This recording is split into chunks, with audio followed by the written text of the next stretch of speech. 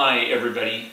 I was impersonated and two of my email addresses were hacked into in an email phishing virus scam.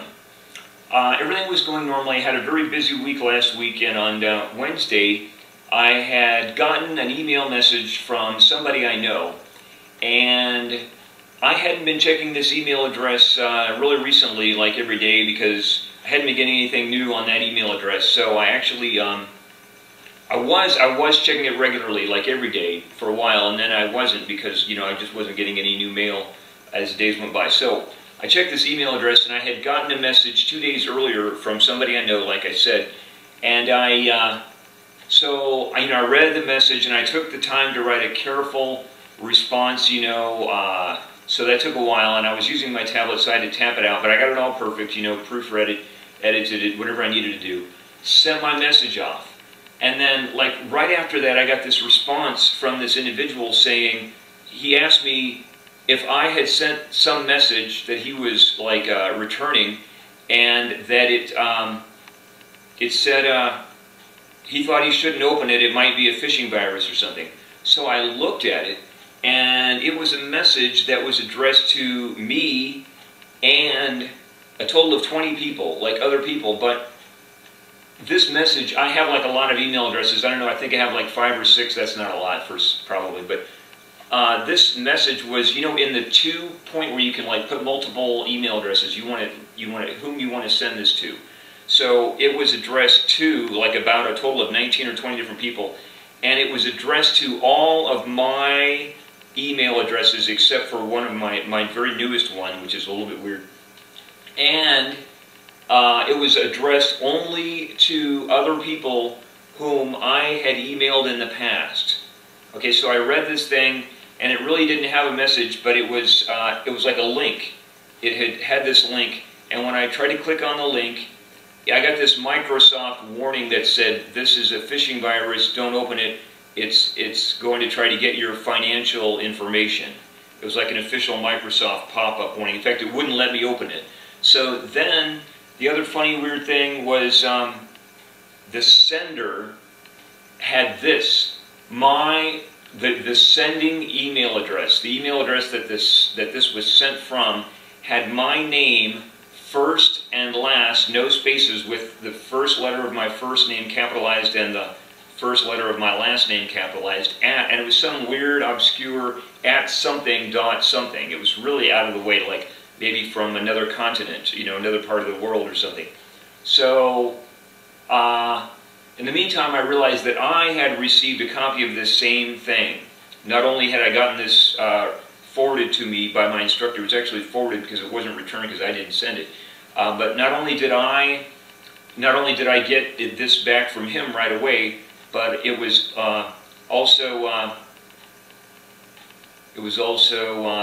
sent to me. So I got back with this individual the individual I know, and I said, I thought something weird was going on, but it didn't have anything to do with me, sort of, at the time. I was hadn't really sunk in. So, maybe it had, but I just said, at the time, it didn't all sink in that I was going to be blamed like this. So I wrote back saying, did you get my original message, the one I had sent in response to him? So I actually had to copy and paste that and put it into a new message asking him, did you get this? And then after I sent that, I realized he might think that I had sent that phishing virus scam link or whatever. So then I wrote a message completely explaining that I didn't send it. I was not the sender. And so then I sent that message, and only then did I get a response from him saying, okay, I don't know what he said. So we were emailing back and forth. I asked him, what should I do? I don't know if I had said in my first one, I said, I really don't even know what to do. He told me an agency to contact. So this was so weird. In the meantime, I went to another one of my email addresses, just normal standard procedure, because I've got to clear that out. I've been getting a lot of spam on that one. And in my spam box, I had another email message from that same sender that had my first and last name @ something, something, and it was the same link, the same, phishing virus link, but this time it was addressed to a total of 20, it was 19 or 20 recipients, and they were all also only people that I myself personally had ever emailed. So there's some kind of way that this guy, either automatically by computer or with actual hacking, had seen all these addresses from my email addresses. And it was so weird because one of the email addresses I had sent messages from one of my email addresses that I had sent messages only to some recipients on that were in that list of the new 20, and there was no overlap. Nothing on the lists was in common. So in totality, this sender, this scammer, had sent to 40 totally different email addresses through using my name. And the other weird part is that the what am I thinking about? Okay, so it was so weird because I think he had universally hacked into all of my email addresses, or all but one, because only one wasn't in one of the sending boxes, or the other in one of the two boxes, or the other. But for example, I'm trying to figure out how I'm going to explain this, but let's just take one email address at a time. On one email address, throughout my total history, I had only emailed some people from that address. And of those people, some of them I had never emailed from any other email address. But those were in the to box from the one that I had received on this other email address that I had never used to send messages or any message to some of those people. So what I'm saying, it was all mixed and crossed up back. You know what I'm talking about, Chris, guys? And the same thing was true, I think, for the other one, that there were some people on the to list of the other one that I had never. Now, I think it was one way that one of them was pretty much only from people I had emailed from that email address, but the other one had some people I had never emailed from that email address, and it was sent to that email address. So it was so super weird. So there were like these 40 recipients, and then I began to realize that all these 40 people, well, some of them were my own email addresses, and one was the individual who already knew, but I guess maybe, let's say 35 or even slightly less, but around 35 people had received messages, recipients had received this scam, and they were probably thinking, I was thinking they were probably thinking that they thought, that it was for me, but it wasn't. So this was getting, but I was just so overwhelmed by it all, I was so exhausted, and this whole thing took hours. So then I contacted the government agency that I was referred to by the individual this had been happening with, and I called by phone and I said, may I send you these two messages I got, forward them to you, and I got permission to do that, and I explained the whole thing. So they were going to look into it. But what was so weird was there was something automatic about it, because I think that this, or it was by coincidence, that this was sent at the moment that I don't know by the seconds, but I was within like maybe 2 minutes or so, or less.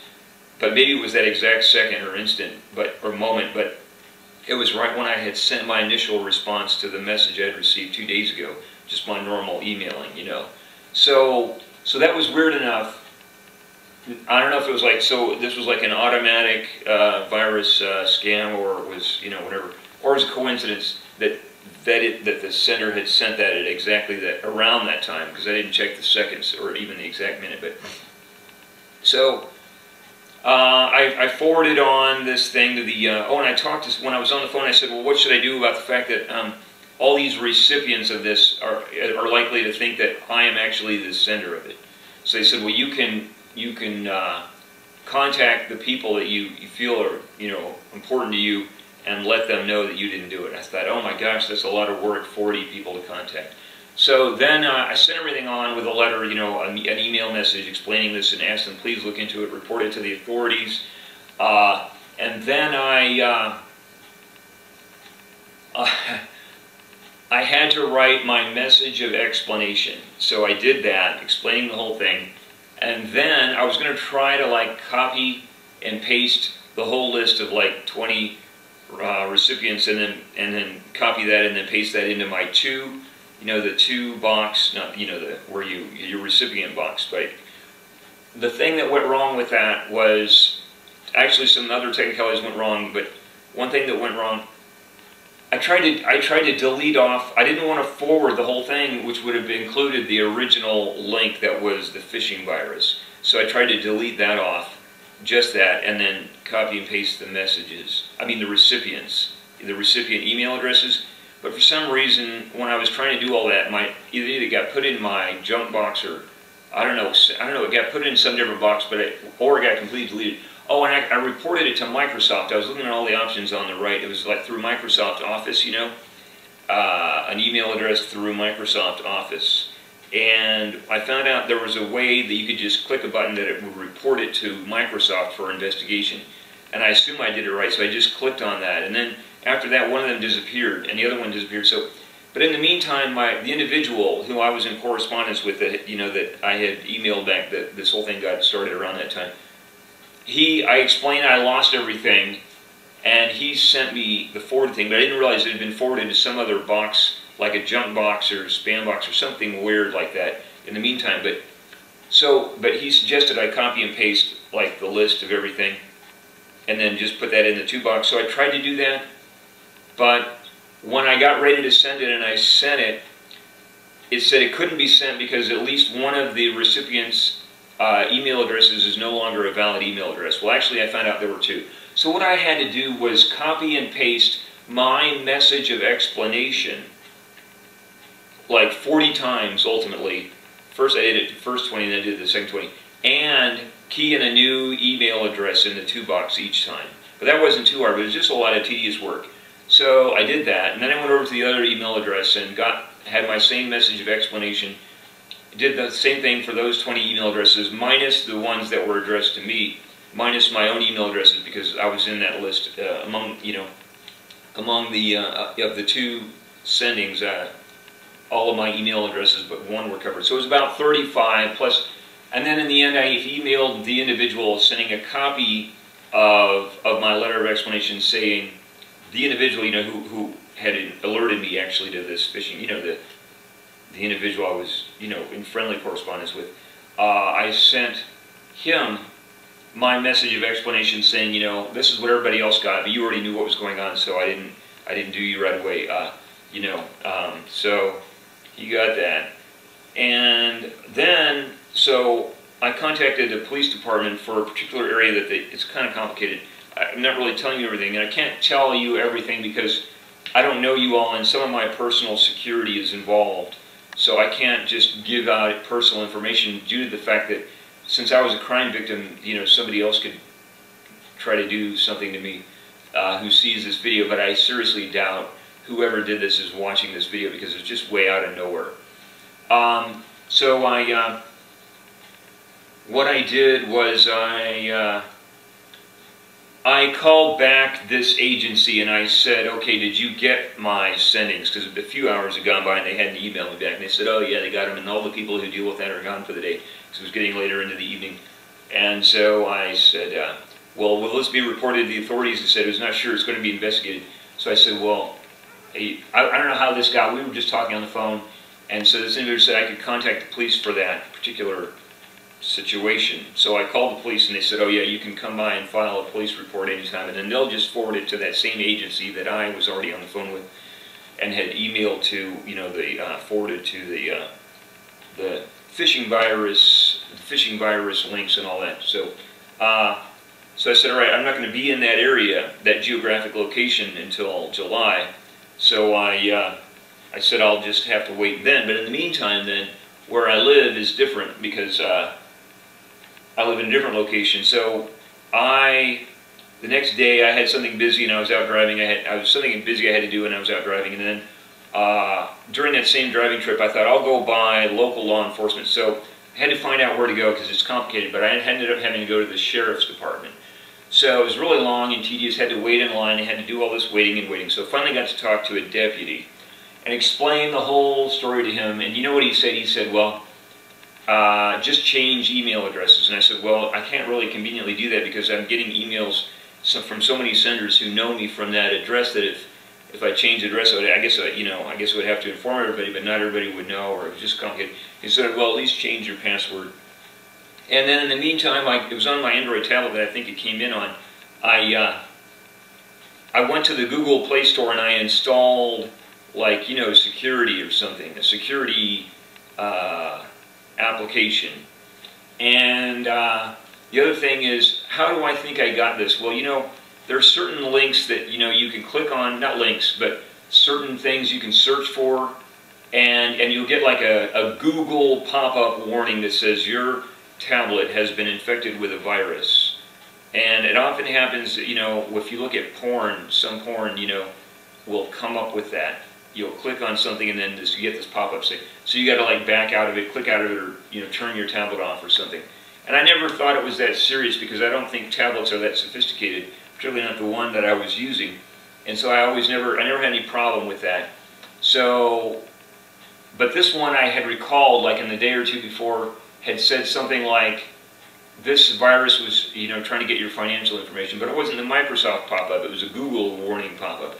So my virus had been infected. So I think maybe that's the way it had gotten to it. Like I said, I'd had this tablet for a while, and I never had a problem with like email hacking or phishing viruses before, but I had recently started up something financial through that email address, but not the other one, because two of my email addresses were recipients of this big thing. Actually, no, I guess all of them but one were, but it's so weird. Anyway, so I'm trying to think what the point is. I can just tell you, it seems like such a wonderful thing, to use the internet, and you think it's just a great thing, and it can feel great, but it's kind of artificial. I mean, you're not really seeing the people in person directly. You can see photos and videos, but it's just not such a safe thing. I had scams going on where I tried dating services and there were scammers, and you can find out about that. I read that like 90% of all communication in return from dating services is like scam or something. So I kind of believe that, but I know it was proven to me. I proved they were actually caught some stuff for sure.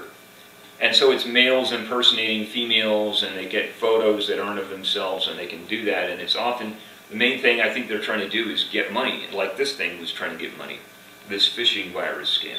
So be careful. I'm sure you've seen warnings or heard warnings before that the internet is not a secure place and it's not a safe place, and you can't trust people. It would be nice if you could. And I've encountered many people who said, oh, they met online, they met their loved one online, and I believe that's true. So, there is some safe stuff and really good stuff going on, I guess, but there's also a lot of unsafe stuff, which is just too bad. So, I'm sure you've been warned before.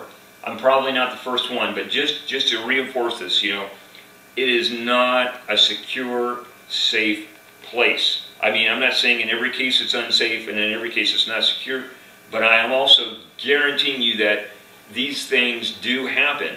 And you cannot be guaranteed that in every case are you going to be safe when using the internet. Just generally, all types of things, like email, whether you're using a dating service. And I'm serious about this one. I just know, I've proved it. I've done like checks on this stuff. You get a photo and you can do a photo search and it comes up. All these people said, oh, the individual, they were scammed by somebody using this, by people using this photo, or just stuff like that. I know it. I've gained verification. This is true, that the internet has some scams on it, and you read about it. You don't need me to find out about this. You can be sure by checking other sources that people have been scammed, and it's not a safe place. So be wise, be careful. I mean, but how can you go about your business, whether it's the business of pleasure seeking or the business of self-entertainment or the business of pure business or whatever? How can you go about your internet activities, without, I mean, you either do or you don't use the internet. And then if you do, how can you be sure that you're going to be safe and secure? I don't know, it's a complicated situation, but gosh, it was such a thing to me to have this happen that I felt like, I felt, oh my gosh, it was just a blow. I just lost all my trust. I was so trusting. I thought, oh, this tablet is so cool. It works. Everything's working great. And then this happens, and I think like, oh my gosh, there's nothing secure about it at all. I mean, if I do anything financial, I could get totally ripped off, or somebody can impersonate me, which is what happened. Like I said, I got my message of explanation to everybody. That they all were informed that I was not the one who did that. And, I mean, I would never make up a story like this. I'm just telling you, it's true. It happened to me, and I guess it could happen to anybody. And you know, like on my laptop, they got this stuff like your Norton security or Microsoft security is expired. You want to renew it, and I'm just thinking, okay, I tried to do it. You click yes, and then it just seems to take forever, so you just give up on it and say forget it.